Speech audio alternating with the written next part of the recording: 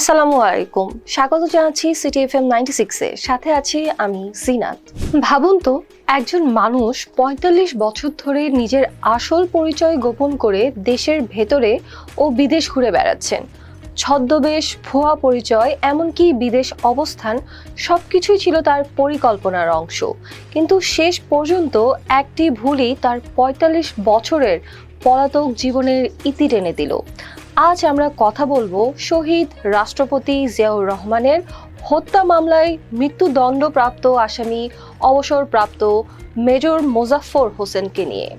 ১৯৮১ সালে রাষ্ট্রপতি জিয়াউর রহমান চট্টগ্রামে নিহত হওয়ার পর এই মামলায় কয়েকজনকে মৃত্যুদণ্ড দেওয়া হয়। তাদের মধ্যে একজন ছিলেন মেজর মোজাফফর হোসেন। এরপর থেকেই তিনি আত্মগোপনে চলে যান।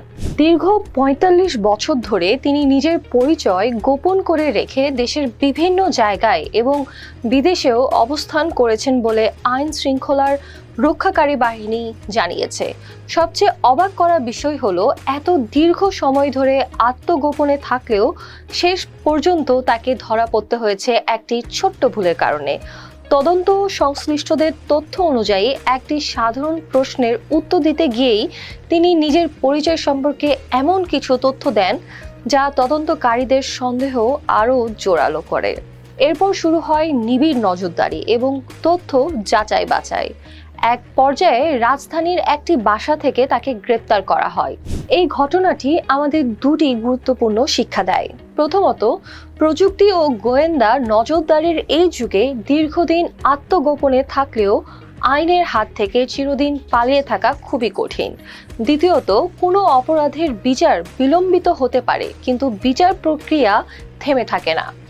আইন বিশেষজ্ঞরা প্রায়ই বলেন, ন্যায় বিচার প্রতিষ্ঠার জন্য সময় যতই লাগুক, বিচার প্রক্রিয়া চলমান থাকাটাই সবচেয়ে গুরুত্বপূর্ণ। এই ঘটনাও সেই বার্তা আমাদের সামনে তুলে ধরেছে। সর্বশেষে একটি কথা মনে রাখা জরুরি, কোনো অপরাধ বা মামলার বিষয়ে আদালতের চূড়ান্ত সিদ্ধান্তই সবচেয়ে গুরুত্বপূর্ণ। আমরা তথ্যভিত্তিক আলোচনা করব, গুজব নয়। আপনার মূল্যবান মতামতটি আমাদের কমেন্ট বক্সে জানিয়ে দেবেন। ধন্যবাদ।